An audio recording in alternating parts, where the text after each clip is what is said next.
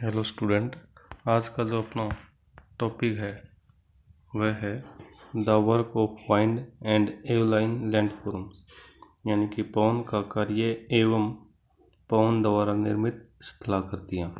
तो इस टॉपिक के बारे में 2 पार्ट पहले हम कंप्लीट कर चुके हैं और आज जो हम इस चैप्टर का जो पार्ट करेंगे वो है landforms produced by wind deposition, यानी कि पवन के निक्षेपण से बनी स्थलाकृतियाँ। तो इस पार्ट का अध्ययन हम इस वीडियो के दौरान करेंगे। तो पहले जैसे हमने अध्ययन किया है कि जो पवन है वो पवन अपना मुख्य रूप से 3 रूपों में कार्य करती है। पहला है अपर्दन, दूसरा परिवहन और तीसरा अपना निक्षेपण। और ये तीनों प्रकार के कार्य पवन सूक्ष्म और अर्ध सूक्ष्म, एरिड और सेमी एरिड यानी कि डेजर्ट एरिया में करती है। ठीक है, विषयों का लगभग 30% भाग अपना मरुस्थलीय है और वहीं पे पवन अपना अच्छा प्रभावित या प्रमुख रूप से अपना कार्य वहाँ पे करती है, क्योंकि वहाँ पे वर्षा नाममात्र की या कम होती है और वनस्पति के आवरण के न होने के कारण वहाँ पे जो मिट्टी के कण है वो काफ़ी ढीले पड़ जाते हैं। उनको पवन आसानी से अपना साथ में उड़ा के ले जाती है। तो इस प्रकार पवन अपना कार्य करती है। तो स्टार्ट करते हैं।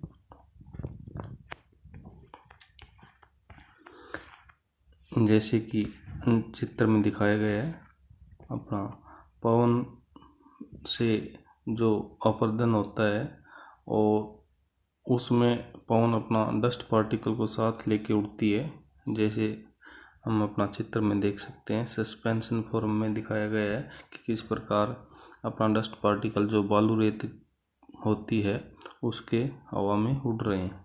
ठीक है, देखिए डिपोजिशन बाय वाइंड या विंड, पवन का निक्षेपण का कार्य। विंड डिपोजिशन में फॉर्म सैंडोन्स एंड लोएस्ट डिपॉजिट्स। जो अपना पवन है वो प्रमुख रूप से अपना 2-3 प्रकार के स्थल रूपों का निर्माण करते हैं अपने निक्षेपण कार्य से, जिसमें प्रमुख बताए सैंडोन्स का मतलब बालू का सपूत या बालू के टिब्बे, यानी कि बालू रेत जो होती है उसके द्वारा टिब्बे निर्मित किए जाते हैं पवन के निक्षेपण कार्य द्वारा। और दूसरा लोइस के मैदान होते हैं जो बालू या डस्ट पार्टिकल जो होते हैं बिल्कुल हल्के महीन आटे के कण के समान बिल्कुल बारीक, उनके द्वारा जो मैदान बनाए जाते हैं उनको कहते हैं लोएस डिपॉजिट्स या लोएस मैदान। ठीक है, तो डिपोजिशन या फिर अपना निक्षेपण का कार्य कब आरंभ होता है या निक्षेपण कब करती है? जब जो पवन है वह पवन जिसका वेग कम पड़ना स्टार्ट हो जाता है किसी कारणवश, उसके फिर परिवहन क्षमता में भी कमी आ जाती है और वह अतिरिक्त सामग्री को उसके भार के अनुसार छोड़ने लग जाती है, बिछाने लग जाती है या निक्षेपित करने लग जाती है। इस क्रिया को अपना पवन का निक्षेपण का कार्य कहते हैं। ठीक है, भारी कणों को निकटवर्ती क्षेत्र में और हल्के कणों को दूर दूर तक बिछा देती है, उनको निक्षेपित करती है। ये पवन की गति में कमी आने की वजह से या किसी अवरोध के आने की वजह से ऐसा होता है। ठीक है, और इन्हीं द्वारा ये निक्षेपण से ही सैंडोन्स और लोएस मैदान ये बनाती है। देखिए, सबसे पहला जो लैंडफॉर्म बनता है, landform produce by wind deposition, यानी कि जो पवन है पवन के निक्षेपण कार्य से जो अपना पहला स्थल रूप बनता है वो है रिपल्स। ठीक है, रिपल्स को हिंदी में कहते हैं अपना उर्मिकाएँ। जैसे कि हम देखते हैं जब बालू का सपूत या इंडियन थार डेजर्ट देखते हैं तो देखते हैं कि बालू के टिब्बों के ऊपर एक लहरनुमा आकृतियाँ बनी होती है समुद्री लहरें जो होती है उस जैसे निशान पाए जाते हैं। ये जो निशान है इन्हीं को उर्मिकाएं या रिपल्स कहते हैं। ये बनते कैसे हैं? रेतीले मरुस्थलों की सतह पर समुद्री लहरों जैसे जो निशान पाए जाते हैं जिन्हें उर्मिकाएं कहा जाता है। इनकी रचना पवन की दिशा के समकोण पर महीन रेत के निक्षेपण से होती है। यानी कि जो पवन है उसके समकोण पर, यानी कि पवन जो डायरेक्शन में जा रही है उसके समकोण पर महीन कण, यानी कि जो रेत के महीन कण हैं उनके निक्षेपण से इस प्रकार की उर्मिकाएं या रिपल्स बनती है।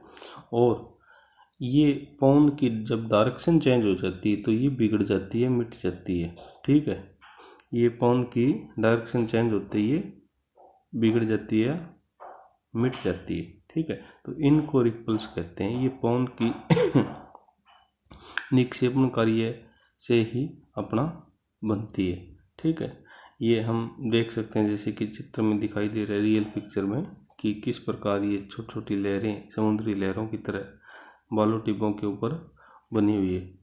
ठीक है, नेक्स्ट लेयर लैंडफॉर्म देखिए, वो है अपना सैंड डून्स।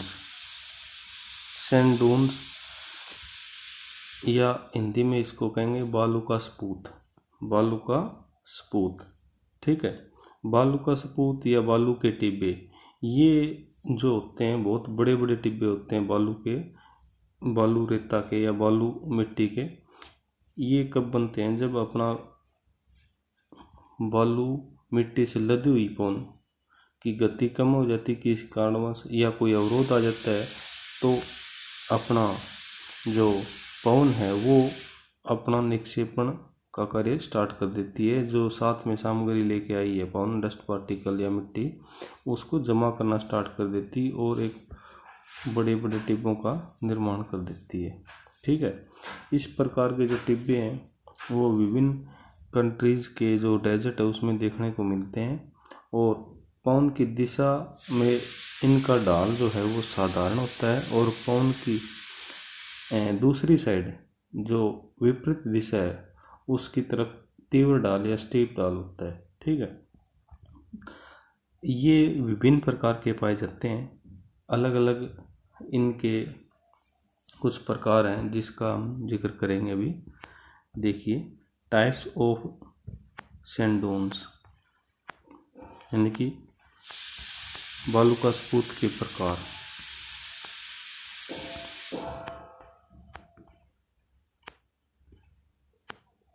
जैसा कि हम देख रहे हैं डायग्राम या पिक्चर में 4 चित्र दिखाए गए हैं या पिक्स दिखाई गई है। तो ये जो है मुख्य रूप से बारचन या बारकन भी कह देते हैं इनको। ये तुर्की भाषा का शब्द है जिसमें किर्गिज स्टेपी में बालू की पहाड़ी कहा जाता है। ठीक है, इस प्रकार के जो टिब्बे पवन की जो पहला प्रकार हम देख रहे हैं कि अर्धचंद्राकार जो बालू के टिब्बे दिख रहे हैं पहले अपना चित्र में, तो ये जो है मुख्य रूप से अर्धचंद्राकार प्रकार के जो टिब्बे बनते हैं वो पवन की दिशा की दिशा जो पवन की दिशा है उस दिशा में अपना मिट्टी का जमाव या फिर निक्षेपण होने से अपना बनते हैं। इसके बारे में थोड़ा सा हम विश्लेषण कर लेते हैं। जैसे बताया है कि बाखरन विशेष आकृति वाले बालू के टिब्बे या पहाड़ी होती है जो वायु की दिशा में आड़ी बनती है, यानी कि आड़े रूप में बनती है। ठीक है, इनका अगर भाग चंद्राकार और दोनों ओर छोरों पर पवन की दिशा में एक सींग जैसी आकृति निकली थी। जैसे हम देख रहे हैं दोनों साइड सींग जैसी आकृतियां निकली हुई है इन टिब्बों के पहले वाले चित्र में। ठीक है, तो इनको बाखरन टिब्बे कह देते हैं। ठीक है, दूसरा जो हमारा है अपना है मेन ट्रांसवर्स। ट्रांसवर्स में क्या होता है? ट्रांसवर्स अनुप्रस्थ टिब्बे कहते हैं हिंदी में इसको, दूसरे जो नीचे वाला है लेफ्ट साइड में। इस प्रकार के टिब्बे हल्की या क्षीण या अल्प समीर, यानी कि जो कम स्पीड वाली वायु उन द्वारा निर्मित होते हैं और मरुस्थलों में बनते हैं।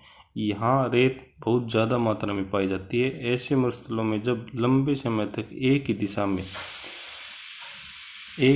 में पवन बहती रहती है तो उसके समकोण पर बालू की उर्मिकाएं बन जाती है। इन समांतर उर्मिकाओं के बीच तेज गति से बहती भंवर पैदा करती है। पवन भंवर पैदा करती है एडीज, यानी कि पवन गोल गोल गोल गोल घूमने लग जाती है, जिससे भंवर वाला भाग गहरा होने लगता है और वहाँ पे पार्श्वों पे अनुप्रस्थ टिब्बों के रूप में बालू जमा होने लगती है। इस प्रकार के टिब्बे समुद्र के तटों पर भी देखने को मिलते हैं। ठीक है, तो ये इस प्रकार ट्रांसवर्स या अनुप्रस्थ टिब्बों का निर्माण होता है। ठीक है, दूसरा के बाद जो तीसरे नंबर पे प्रकार जो मेन है लॉन्गिट्यूडनल, यानी कि अनुप्रस्थ टिब्बे। लॉन्गिट्यूडनल मरुस्थलों में कई बार बालू के टिब्बे पवन की प्रवाह दिशा के समांतर लंबी कटकों के रूप में पाए जाते हैं। जैसे हम देख रहे हैं कि जिस साइड में पवन की डायरेक्शन उसी साइड में टिब्बे बन जाते हैं, जिनको लॉन्गिट्यूडनल या फिर अनुदैर्ध्य टिब्बे कहा जाता है। ये पवन की दिशा के अनुरूप जिस डायरेक्शन में पवन बह रही है उसी दिशा में बनते हैं। और एक प्रकार बताया पैराबोलिक। पैराबोलिक भी पवन के निक्षेपण कार्य द्वारा ही विभिन्न प्रकार के अपना रूप है जो कि पवन के निक्षेपण से बनते हैं। तो इस प्रकार हम देखते हैं कि विभिन्न प्रकार के अपना जो सैंडून्स है वो पवन के निक्षेपण कार्य से अपना निर्मित किए जाते हैं और ये अलग अलग एरियाज़ के अंदर अलग अलग नाम से जाने जाते हैं और अलग अलग कंट्रीज़ के अंदर जो डेजर्ट है उनमें ये इस प्रकार की विशेषता या इस प्रकार की स्थलाकृति या बालू का सपूत या सैंडून हमें देखने को मिल सकते हैं। ठीक है, ये है टाइप्स ऑफ सैंडून यानी कि बालू का सपूत के प्रकार। नेक्स्ट देखिए, नेक्स्ट है लोएस, यानी कि लोएस जो शब्द है वो प्रमुख रूप से जर्मनी के एक अल्सेस प्रांत के लोएस नामक गांव से जुड़ा हुआ है, क्योंकि इस प्रकार के जो महीन बालू के कणों के मैदान है ना वो सबसे पहले इसी प्रांत में देखे गए। उसी के नाम के आधार पर इसका नाम लोएस रख दिया गया। ठीक है, तो सबसे पहले क्या बताया है कि जो लोएस होते हैं वो अत्यंत महीन कणों से बने होते हैं। पवन अत्यंत महीन कणों यानी कि धूल के जो कण है, अत्यंत महीन धूल के कणों को मरुस्थलों में दूर दूर तक विस्तृत मैदान के रूप में निक्षेपित कर देती है, जिनको सामान्य शब्दों में क्या कहते हैं, लोएस। यानी कि जो पवन है हमारी वो अपने साथ पहले तो स्टार्टिंग में तो बड़े कणों को बिछाती है, उस लास्ट में जब पवन बिल्कुल बंद हो जाती है, स्पीड कम हो जाती है, नामात्र की रहती, तो उस टाइम बिल्कुल बारीक कणों को वो अपना बिछाती है। और ये इतने महीन होते हैं जैसे जो आटा होता है घर में हम रोटी के लिए आटा गूंथते हैं, उसके जो कण होते हैं बिल्कुल जैसे हम हाथ मारेंगे तो एकदम नीचे बैठ जाएगा, उस प्रकार के बिल्कुल बारीक और महीन कण होते हैं जो कि बिल्कुल हाथ दबाते ही नीचे बैठ जाते हैं। इनमें परतें नहीं पाई जाती। ये जो जमाव होता है, निक्षेपण होता है, इसमें परतें नहीं पाई जाती और इनकी साधारणतः गहराई जो होती है मुख्य रूप से 13 से 15 मीटर बताई गई है। और ये भी बताया गया उत्तर पश्चिमी चीन में हांगो बेसिन का लोएस का पठार जो है ना वो काफ़ी बड़ा है, कई सैकड़ों मीलों में है और यहाँ लोएस निक्षेपणों की मोटाई 200 से 500 फीट तक बताई गई है।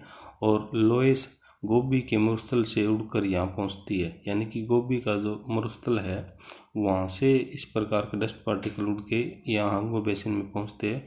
सिंचाई की सुविधा मिलने पर लोएस अत्यंत उपजाऊ मिट्टी में सिद्ध हो जाते हैं, यानी कि यदि सिंचाई की सुविधा प्राप्त हो जाए इस प्रकार के एरिया में लोएस में तो काफ़ी अपना उपजाऊ मिट्टी बन जाता है लोएस का मैदान। ठीक है, तो इस प्रकार ये जो लोएस है वो क्या होते हैं, ये प्रमुख रूप से बिल्कुल बारीक महीन कण जो होते हैं डस्ट पार्टिकल मिट्टी के, उनका जमाव होता है और बिना परतों वाला, इनमें परतें नहीं पाई जाती और ये बिल्कुल सॉफ्ट होता है। जैसे हाथ दबाएंगे तो नीचे जैसे कि ये एक लाइन से दिखा रखी ये बैठ गए यहाँ से, क्योंकि ये बिल्कुल बारीक होता है और महीन होता है, सॉफ्ट होता है, बिना परतों वाला होता है, तो दबाते नीचे बैठ जाता है। तो इस प्रकार के जो मैदान है पवन द्वारा निर्मित होते हैं और महीन कणों वाले होते हैं, बिना पत्तों वाले, उनको लोइस के नाम से जाना जाता है। आगे है अपना, कुछ अर्ध शुष्क प्रदेश में पवन के साथ साथ आंधियों के दौरान होने वाली वर्षा तथा बहते हुए जल का कार्य अत्यंत महत्वपूर्ण होता है। वहाँ कटाव तथा जमाव की सम्मिलित क्रिया से कुछ विशेष प्रकार की भूआकृतियाँ बनती है, जिनका जिक्र अब आगे हम करेंगे। ठीक है, कहने का मतलब है जहाँ पे पहाड़ है और साथ में मरुस्थलीय एरिया है। ठीक है, मरुस्थलीय एरिया में पहाड़ी पठारी जो भाग हैं उनके अंदर यदि बारिश वगैरह होती है तो वहाँ पे कटाव वगैरह से कुछ पर्टिकुलर विशेष प्रकार की भूआकृतियाँ बनती है, जिनका जिक्र इसी के साथ हम अब करेंगे। ठीक है, नेक्स्ट देखिए, वो ये हैं जिसका हम अभी जिक्र कर रहे हैं कि ये जैसे कोई प्रदेश है जो मरुस्थलीय और वहाँ पे पथरीला एरिया है। ठीक है, यहाँ पे बारिश जब आती है तो कुछ विशेष प्रकार की आकृतियाँ या स्थलाकृतियाँ बनती है। वो है जो इस प्रकार से हैं, जैसे पहली बताई है पेडिमेंट्स। पेडिमेंट क्या होता है? मरुस्थलीय क्षेत्रों में प्राय किसी पर्वत या पठार या इनसैलबर्ग की तलहटी यानी कि उसकी तली में, पर्वत या पठार या इनसैलबर्ग की तली में एक सामान्य ढाल वाला मैदान फैला होता है या मैदान होता है, जिसको अपना क्या कहते हैं, पेडिमेंट कहते हैं। ये पेडिमेंट चिकना चट्टानी समतल या भूभाग समान लगभग ऊपर से होता है, यानी कि समान ढाल वाला। जैसे इसमें पेडिमेंट ये दिखाए गए, ये देखिए आप, पेडिमेंट जहाँ पे लिखा हुआ है और साइन दे रखे है, तो ये क्या है, यानी कि इसका ढाल कम मिलेगा और समतल भूभाग मिलेगा ऊपर से। और ये किसकी तलहटी में? पर्वत या पठार या इनसैलबर्ग की तलहटी में पाया जाता है। ठीक है, तो इस प्रकार मुख्यतः पानी के कटाव या अपक्षय से बनता है।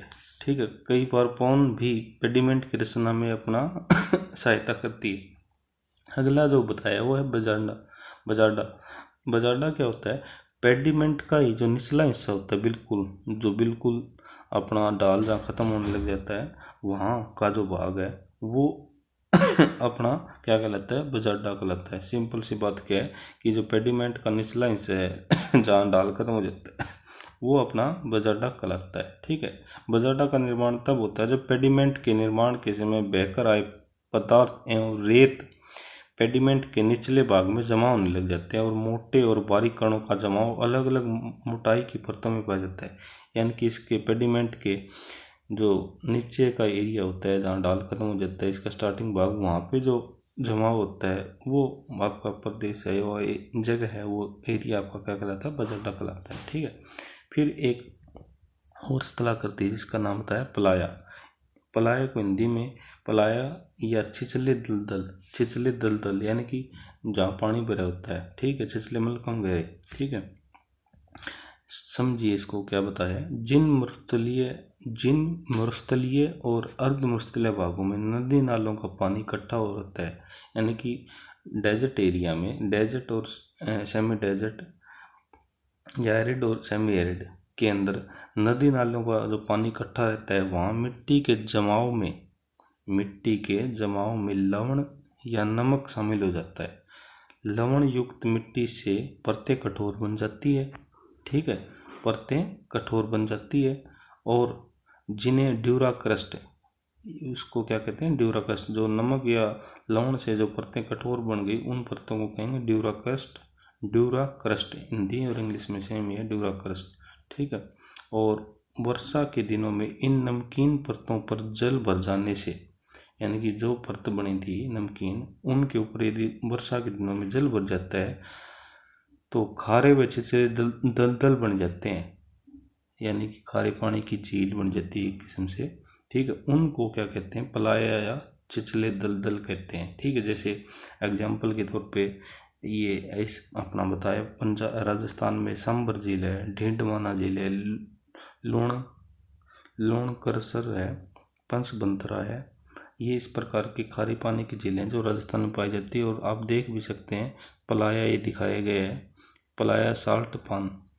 ये जो पलाया है वो दिखाया गया कि यहाँ पे पानी की मात्रा है और ये बिल्कुल तलहटी में है, पेडिमेंट और बजाडा के आगे का भाग। और यहाँ पे बारिश के समय में पानी भर गया है और इससे नीचे अपना ड्यूरा क्रस्ट है जिसके ऊपर ये पानी भरा हुआ है। ठीक है, तो इस प्रकार का जो क्षेत्र होता है मरुस्थलीय एरिया में वर्षा के दिनों में जो बनता है या निर्मित होता है उसको पलाया या चिथले झील, जो खारे पानी की झील होती है, जैसे एग्जाम्पल के तौर पे सांबर झील है राजस्थान में, डीडवाना झील है, पंचपदरा है इत्यादि।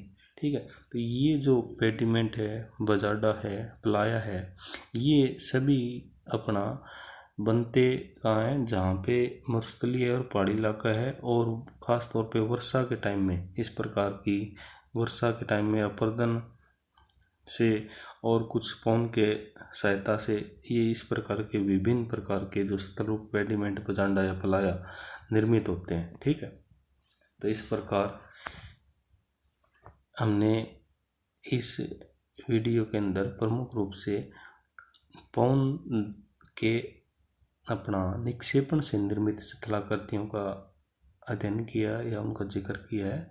एक बार उन सभी को रिवाइज कर लेते हैं दोबारा से।